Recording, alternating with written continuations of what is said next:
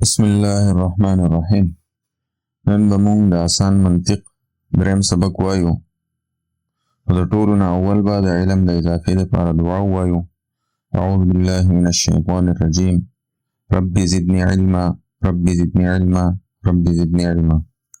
تدین وروسته به یو پیره سورې فاتحه شریف او درې پیرې سورې اخلاص شریف تلاوت کو او خپلو ټولو اساتذه کرامو ته به تدین صالح ثواب وکړو.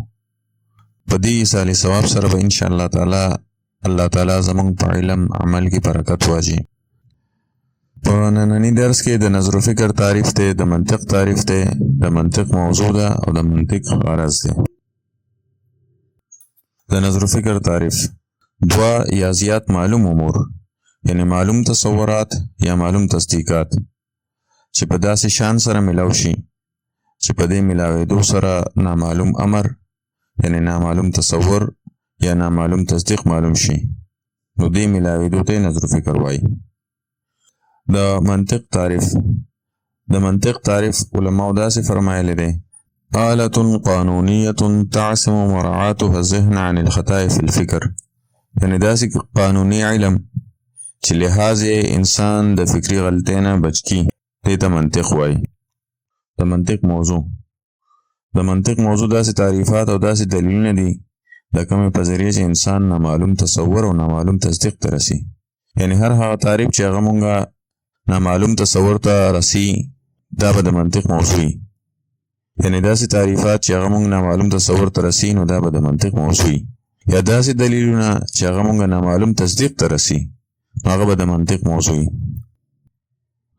اوس که زمونږ په ذهن کې داسې تعریفات وو چې د هغې په ذریعه مونږ نامعلوم تصور ته نشو رسېدی نو دا تعریف د منطق موضوع نه وي. یا زمونږ په ذهن کې داسې دلیلونه وو چې د هغې په ذریعه باندې مونږ نامعلوم تصدیق ته نشو رسېدی نو دا دلیل به د منطق موضوع نه وي. یعنی د منطق موضوع به هغه تعریفات او دلیلونه وي د کومو تعریفاتو په ذریعه چې مونږ نامعلوم تصور ته او د کومو دلیلونو په ذریعه چې مونږ نامعلوم تصدیق ته رسو نو دا به د منطق موضوع وي. د منطق غرض غایه دا ده چې انساني عقل د غلطۍ نه بچ کول، یعنی د نظر و فکر صحیحوالی کول، د نظر و فکر تصحیح کول دا د منطق غرض دی.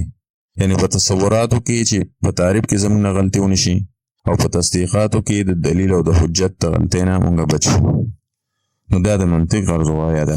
یعنی په تصوراتو کې په تعریف کې د غلطۍ نه او په تصدیقاتو کې د دلیل او د حجت د غلطۍ نه بچ کول دا د منطق غرض غایه ده.